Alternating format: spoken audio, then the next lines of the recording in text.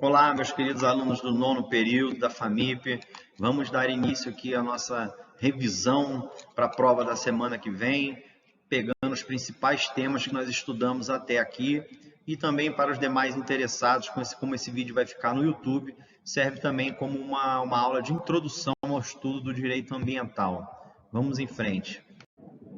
Como vocês já devem ter percebido ao longo das nossas aulas, o direito ambiental ele é bastante extenso.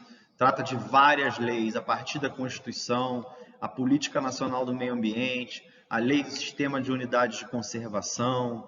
Também tratamos aí da questão da responsabilidade civil, que trata no Código Civil, questão do licenciamento ambiental, que está em lei complementar. Então, todas essas matérias aí foi o que a gente viu e o que a gente vai rever hoje aí. Pois bem, na nossa primeira aula, no início do semestre, nós tratamos da relação do direito ambiental com os outros ramos do direito. E o principal deles é o direito constitucional, que trata do estudo da Constituição da República. A Constituição da República elevou o direito ambiental como um direito fundamental, como um direito tanto da presente geração quanto das gerações futuras. Além disso, também é na Constituição que existem as regras de competência, né, as regras de responsabilidade.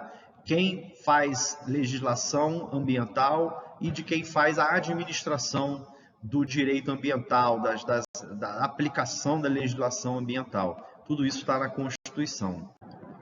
Em seguida, tratamos da relação do direito ambiental com o direito administrativo, e é uma relação muito íntima, porque toda forma de procedimento, de licenciamento ambiental, de controle de atividades, de repressão a crimes ambientais, através de multas, de embargos, de interdições, é tratado no âmbito do direito administrativo.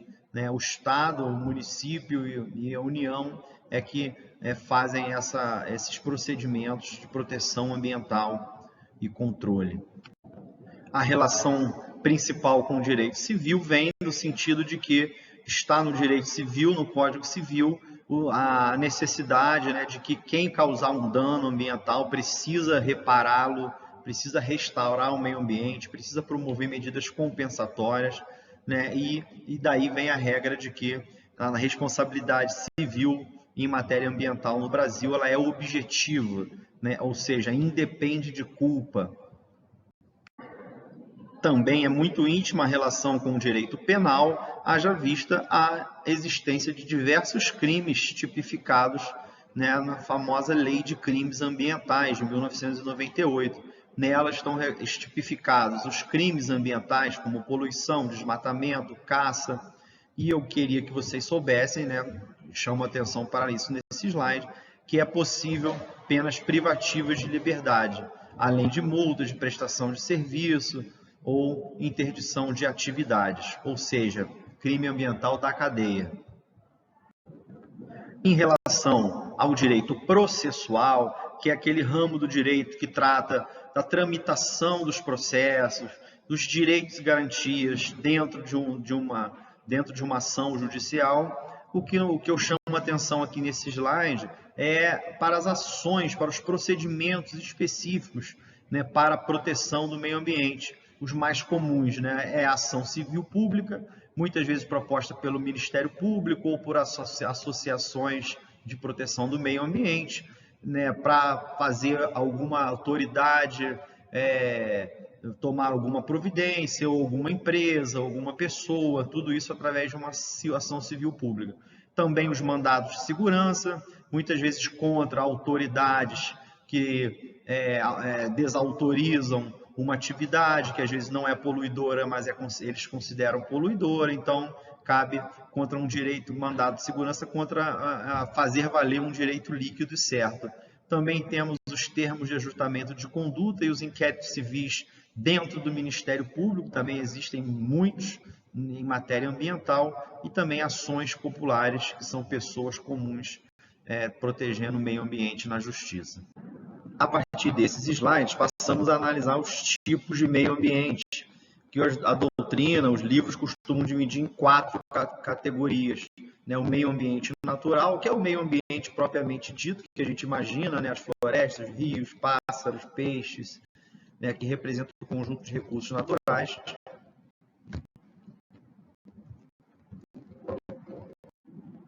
O meio ambiente artificial, por sua vez, refere-se a tudo que o homem criou, né, o espaço modificado pelo ser humano, como bairros, cidades, edifícios, praças, infraestrutura, tudo isso é um meio ambiente artificial. Tem também o meio ambiente cultural, que diz respeito aos monumentos, os sítios arqueológicos, obras de arte, manifestações culturais, né, também são considerados meio ambiente cultural. E, por último, o meio ambiente do trabalho, que diz respeito às condições laborais e segurança dos trabalhadores, né? É o direito que analisa a parte para garantir ambientes salubres e seguros para os trabalhadores, meio ambiente do trabalho. Deixamos para trás as relações do direito ambiental com outros ramos do direito para os princípios do direito ambiental. E é uma matéria muito comum em provas e com certeza cairá na nossa prova. Vocês precisarão diferenciar o princípio da precaução e o princípio da prevenção. Precaução nos informa que, na ausência de uma certeza científica sobre os impactos ambientais de uma determinada ação ou atividade, medidas preventivas devem ser adotadas para evitar danos irreversíveis ao meio ambiente. Ou seja, na dúvida, na incertezas, deve-se agir de forma prudente. Ou seja, na prática, deve-se negar uma licença, negar um funcionamento de uma atividade que cause riscos ao meio ambiente, ainda que esses riscos não sejam bem conhecidos. Aqui nesse slide foi trazido alguns exemplos de situações em que houve a proibição, né, do manuseio daquela atividade com soja transgênica ou com agrotóxico, produtos químicos, mesmo na incerteza, né, se essas substâncias realmente fazem mal para o corpo humano. Já a prevenção, por sua vez, é um princípio que se aplica quando há o conhecimento sobre os impactos que aquela atividade vai causar no meio ambiente. Então, sabendo-se que aquela atividade é danosa, a adoção de medidas devem ser tomadas, né, antes que ocorra o dano no meio ambiente. E aqui eu trago algumas mais especificações aqui sobre a diferença da precaução e prevenção que vocês vão precisar explicar. O princípio do poluidor-pagador nos informa que aquela pessoa, aquela empresa, aquele poder público que poluiu deve arcar com os custos de reparação do meio ambiente. Isso por quê? Porque esse princípio reconhece que o meio ambiente é um bem coletivo, né? Ainda que aquela pessoa seja dona de uma fazenda e a poluição seja dentro dela, né, não deve ser considerado, porque o meio ambiente é um bem coletivo. Então, ainda que seja dentro da sua própria propriedade, deve haver reparação, né, do dano causado. Isso significa também que o mercado, né, aquele que lucra com aquela atividade, tem que assumir o risco da preservação ambiental. Já o princípio da responsabilidade, lá previsto na Constituição, no artigo 225, nos avisa que todos estão sujeitos às penas ambientais, sejam pessoas físicas, sejam pessoas jurídicas, sejam, como eu disse, né, pessoa natural, empresa, governos, associações, ONG, todos respondem penal, civil e administrativamente, né? Ou seja, lá respondem por regras penais, respondem por indenização civil, reparação civil e de forma administrativa com relação à multa, com relação a embargos, né? A responsabilidade em matéria ambiental é objetiva, ou seja, independe de culpa, ou seja, risco integral, teoria do risco integral. Repito, a responsabilidade em matéria ambiental é objetiva, não precisa haver culpa, sem querer, né, sem que a pessoa tenha feito por vontade, né, deve reparar o meio ambiente, porque se aplica no direito ambiental a teoria do risco integral. Significa que o agente deve ser responsabilizado por qualquer fato que cause o dano. E aqui começamos a tratar de um outro tema, um tema também bem relevante, bem espinhoso do direito ambiental, que é a divisão das competências, né? A divisão entre quem faz o quê. E você pode analisar essas divisões de competência entre o poder executivo, o poder legislativo e o poder judiciário, entre a União, os estados e os municípios, então, entre a Justiça Federal, a Justiça Estadual, a Justiça Trabalhista. Então, existem vários âmbitos de responsabilidades em direito ambiental e isso gera muitas controvérsias e conflitos em relação à fiscalização, em relação ao licenciamento, em relação à tramitação dos processos. O que é básico em matéria de competência em direito ambiental, e vocês precisam saber, é que a Constituição trouxe 3 regras de competência para divisão da proteção do meio ambiente. É a competência privativa da União, é a competência concorrente e a competência comum entre os estados da federação. E é isso que a gente vai passar a analisar agora. O artigo 22 da Constituição diz que compete privativamente à União, ou seja, somente a União pode e não pode ser delegado o poder de legislar sobre alguns temas em direito ambiental, como água, energia, telecomunicações, mineração e atividades nucleares. São temas de competência legislativa, né? Lei só pode ser criada pela União de forma indelegável. E também a questão da competência concorrente, que a gente vai ver no próximo slide. No âmbito da competência legislativa concorrente, agora não mais a privativa, compete à União, segundo o artigo 24 da Constituição, legislar sobre normas gerais, sobre qualquer tema em matéria ambiental e, em competência concorrente, cabe aos estados e municípios e Distrito Federal suplementar essas normas gerais de acordo com suas especificidades regionais. Como, por exemplo, a União protege espécies ameaçadas em nível nacional, mas os estados e municípios do Distrito Federal podem criar listas de espécies vulneráveis em sua região, né? Criando isso através de legislação local, concorrentemente da União. E a terceira competência que a gente precisa conhecer é a competência legislativa suplementar dos estados.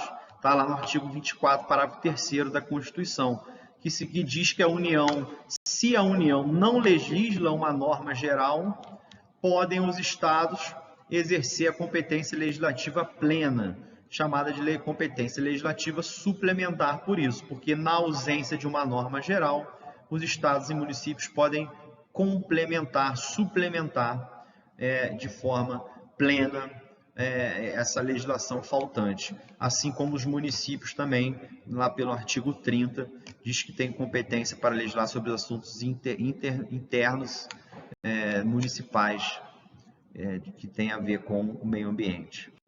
Ainda sobre competência, vocês precisam entender que existe a competência legislativa, que a gente estava falando até agora, mas também a competência material, há previsão na Constituição. A competência material não é legislar, é administrar o meio ambiente, é fiscalizar o meio ambiente.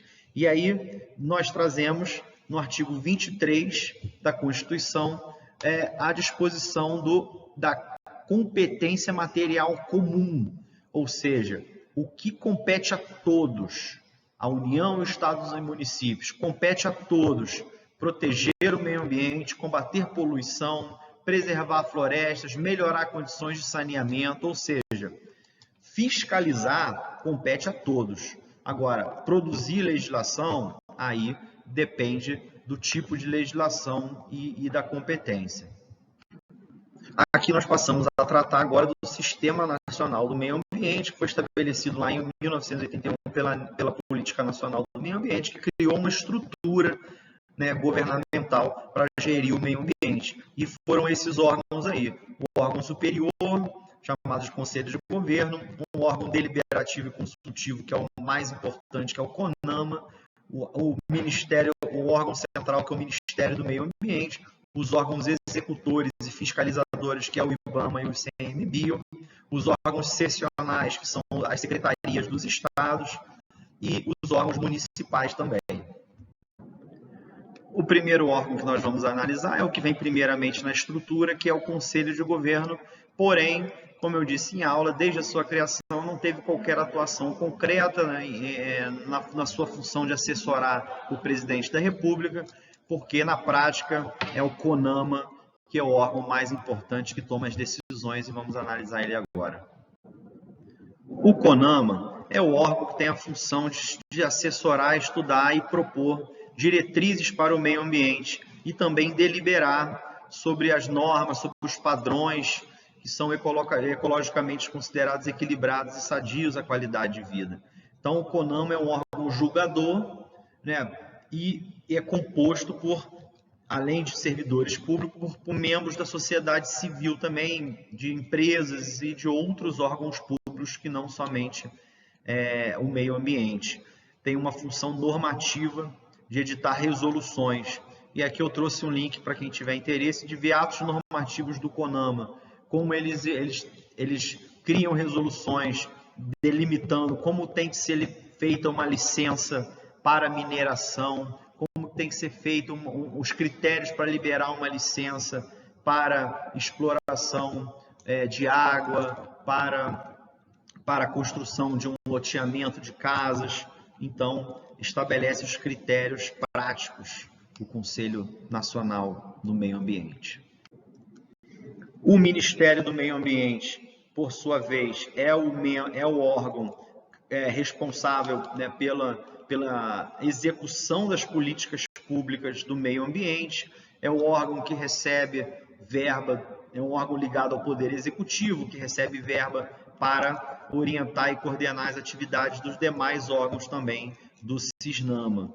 E, em seguida, já nesse slide, também tratamos do IBAMA, né? Aí sim, um órgão muito conhecido, né? Quem nunca ouviu falar no IBAMA, que atua na execução, mas principalmente na fiscalização do meio ambiente. É ele que concede licenças ambientais e analisa qualidade ambiental em nível nacional. Então, o IBAMA é a fiscalização e concessão de licenças de nível nacional.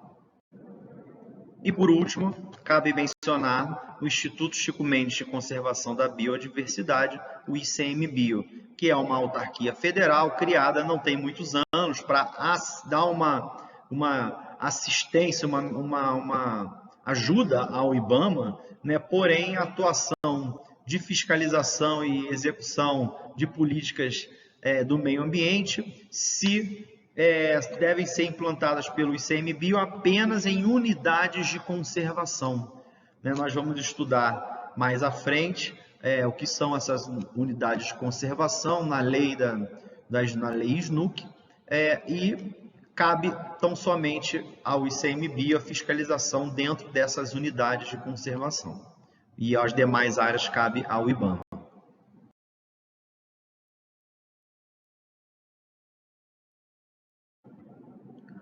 Pois bem, aqui já está o SNUC, que é o Sistema Nacional de Unidades de Conservação, que eu havia falado ali que tem responsabilidade do ICMBio, e o que essa lei traz são essas áreas de proteção, áreas municipais, estaduais e federais com características ambientais relevantes.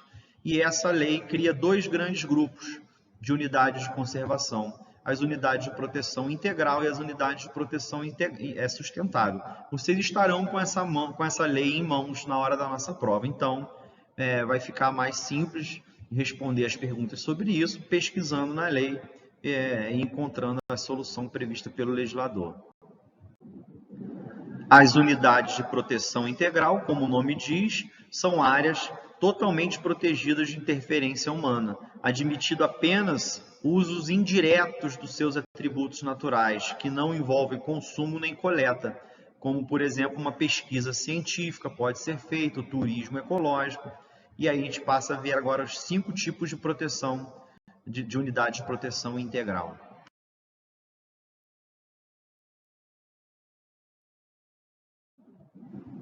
Nós começamos aqui pela estação ecológica, que é um ambiente para proteger verdadeiros santuários ecológicos. não há visitação pública em geral. Para abrir uma unidade dessa, o poder público não precisa de consulta pública e, eventualmente, quem tem a posse nessa área vai ter seu imóvel desapropriado para permitir a extração ecológica. Na reserva biológica, por sua vez, o foco é proteger todos os seres vivos daquela área e sem nenhuma interferência humana. São apenas permitidas pesquisa científica e nenhuma visitação pública. Nos parques nacionais, por sua vez, a busca se proteger a beleza cênica especial daquela área, mas há a possibilidade de visitação pública para fins educacionais e recreativos. Portanto, são permitidas trilhas, contemplação da natureza, educação ambiental. O monumento natural é uma área de preservação muito comum serem sítios naturais raros, singulares, de grande beleza cênica. É permitido visitação e turismo ecológico. O objetivo básico é preservar a integridade de um elemento natural único, como um cânion, uma formação rochosa, uma cachoeira. São instituídos pelo poder público através de consulta pública, e eu trago vários exemplos do Brasil. Aqui nesse slide passamos a tratar do outro modelo de unidades de conservação, que são as unidades de uso sustentável, na qual busca-se garantir a conservação da biodiversidade enquanto permite o uso consciente dos recursos naturais. Nessas unidades são permitidas coletas de recursos naturais, desde que de forma responsável, ou seja, podem haver moradores locais que podem, nesse sentido, contribuir para a manutenção do ambiente. São 6 categorias. Cada uma dessas categorias de unidades de uso sustentável tem as suas peculiaridades de uso e você precisar esclarecer isso na prova, conforme vocês vão poder consultar na lei, especificar o que é permitido numa área de proteção ambiental, na APA, numa área de interesse ecológico, nas florestas nacionais, numa reserva extrativista, etc. Vejam, por exemplo, aqui na APA, no caso da APA, as atividades permitidas a agricultura, turismos, construções de empreendimentos, desde que obedeçam regras de zoneamento. APAs podem ser estabelecidas em áreas de domínio público ou privado, sem necessidade de desapropriação. Ou seja, quem mora dentro de uma APA ou em alguma área que vai se tornar uma APA não vai ter o seu terreno desapropriado.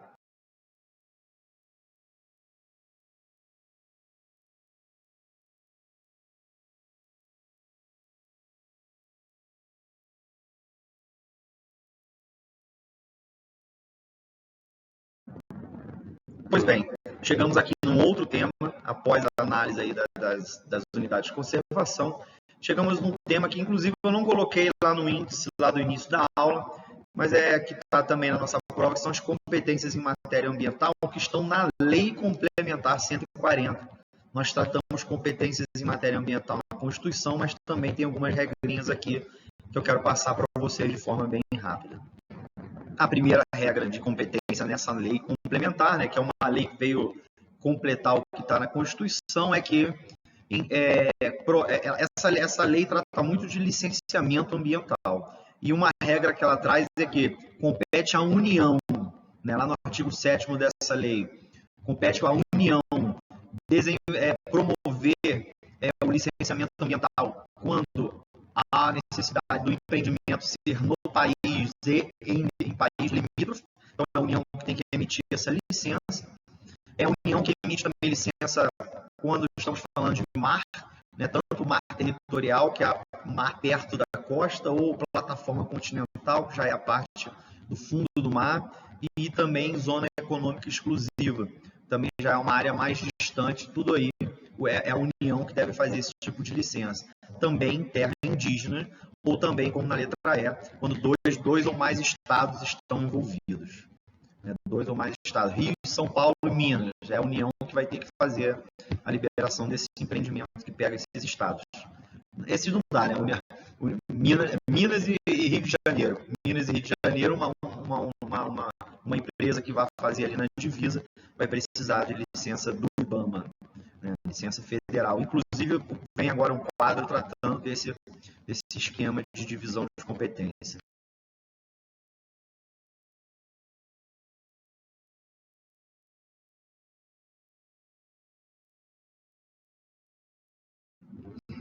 Outro tema tratado nessa legislação é a questão da competência supletiva e subsidiária entre os órgãos ambientais. A ideia é que não haja lacuna, a ideia é que não haja uma competência negativa, no sentido de que não pode faltar um órgão competente para fiscalizar. Então, a regra aqui é o seguinte: a atuação supletiva ocorre quando um ente federativo intervém para substituir ou completar outro ente que não está exercendo adequadamente a sua competência. Ou seja, um órgão ambiental está inerte, vem outro órgão e atua. Por exemplo, o ICMBio, dentro de uma unidade de conservação, não está fazendo a fiscalização. E estão havendo incêndios, estão havendo desmatamento. Então, o IBAMA, em atuação supletiva, vai exercer a competência dentro dessa unidade para aplicar as multas e fazer a aplicação da legislação. Competência supletiva. A competência subsidiária, por sua vez, diz que há possibilidade de intervenção de um ente na competência do outro ente quando um deles precisa de auxílio técnico. Um órgão mais equipado, muitas vezes o IBAMA, um órgão federal com mais recursos, tem mais técnica e equipamentos para fazer, às vezes, uma análise, uma perícia ambiental, do que um órgão municipal de uma cidade pequena. Então, o órgão municipal, o órgão estadual, ele solicita uma atuação subsidiária de outro órgão, quando necessitar de um suporte técnico, logístico, etc.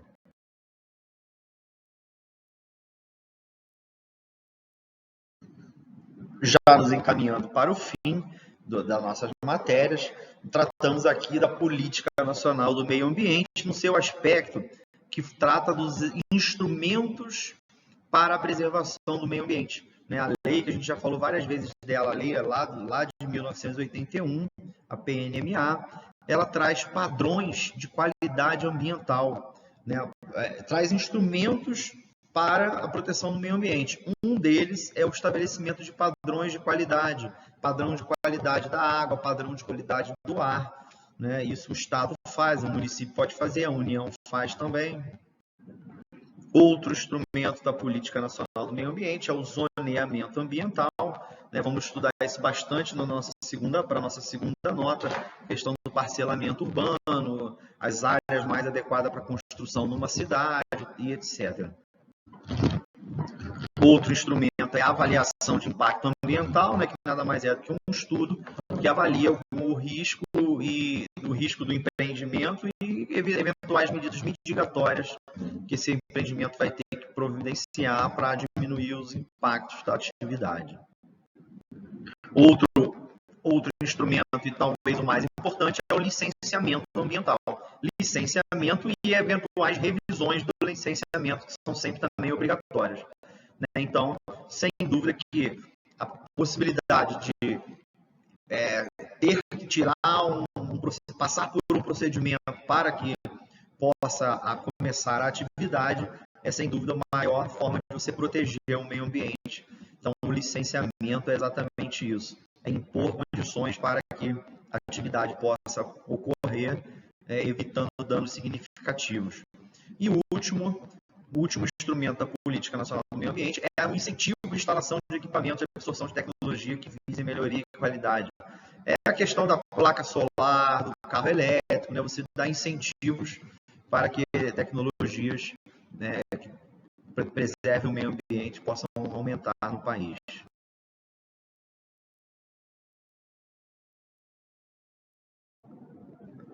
Pois bem, já encaminhando para os nossos últimos temas, os temas que nós vimos na nossa última aula, foi tratado a responsabilidade civil ambiental, já foi até passado aqui um pouco hoje, é a ideia de que está lá no Código Civil de que quem causa o dano ao meio ambiente precisa repará-lo.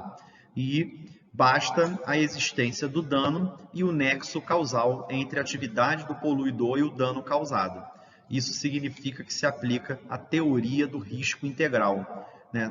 Não se discute culpa, não se discute se a pessoa quis ou não quis causar o dano. Causou, deve reparar. Também, outro aspecto da responsabilidade civil ambiental que merece relevo é a ideia da responsabilidade solidária, né? Ou seja, todos os que participaram da cadeia de causação do dano podem ser responsabilizados, né? Não somente aquele causador mesmo, mas todos que se beneficiam com aquela atividade podem ser responsabilizados solidariamente, ou seja, responde sozinho por aquele bem e o causador do dano depois pode, em regresso, buscar reparação com os outros causadores do dano também, os outros integrantes daquela cadeia de causação do dano.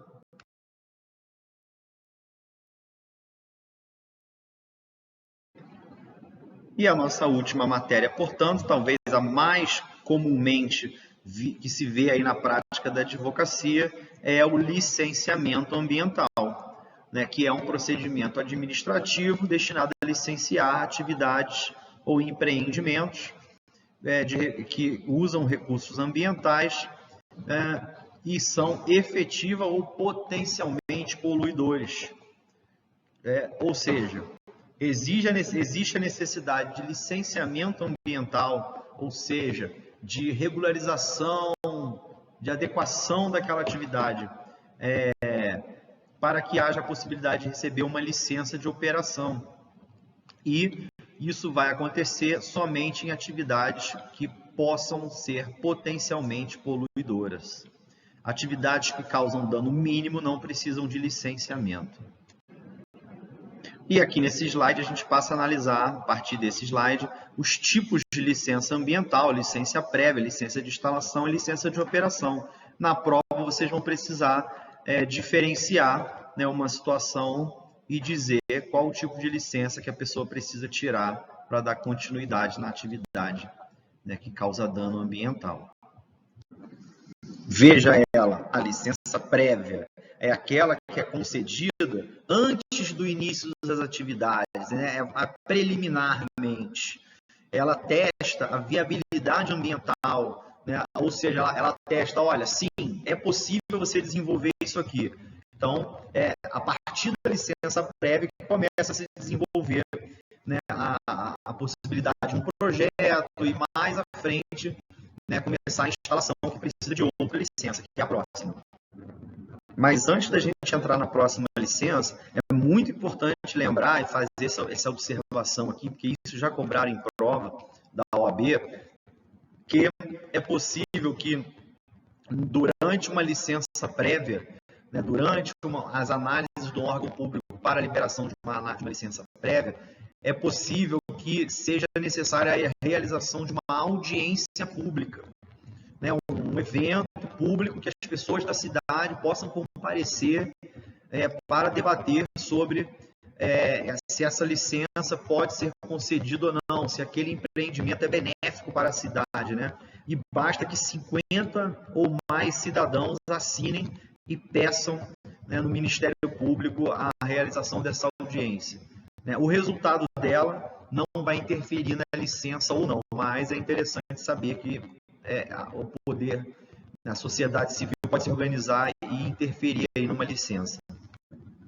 Agora sim, a licença de instalação, que autoriza a instalação dos equipamentos, desde que respeitado todas as condicionantes, mas aí nessa fase pode começar a fazer a fábrica, né, só não pode funcionar, pode deixar tudo já preparado. E a última licença necessária é a licença de operação, como o nome já diz, aí autoriza a inauguração da atividade e aí o funcionamento conforme estava especificado nos planos anteriores, né?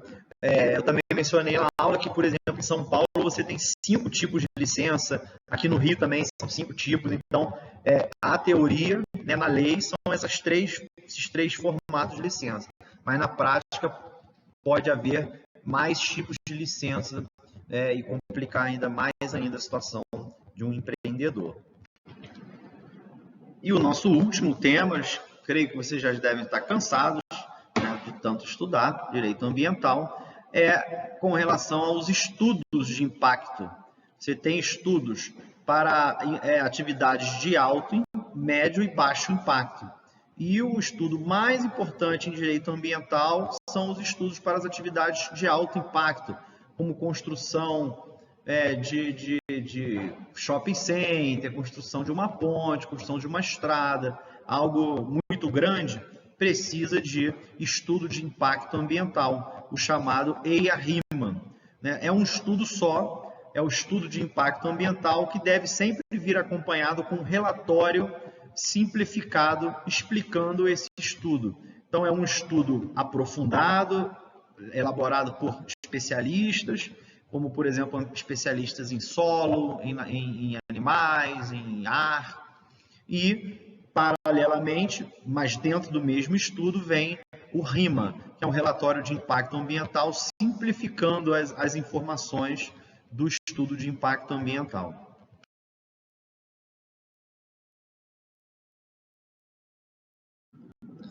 Temos também o estudo simplificado, chamado de relatório ambiental simplificado para atividades de médio impacto, que também varia de estado para estado e município para município esse nome, né, de relatório ambiental simplificado, mas fica aí sabendo que existe isso.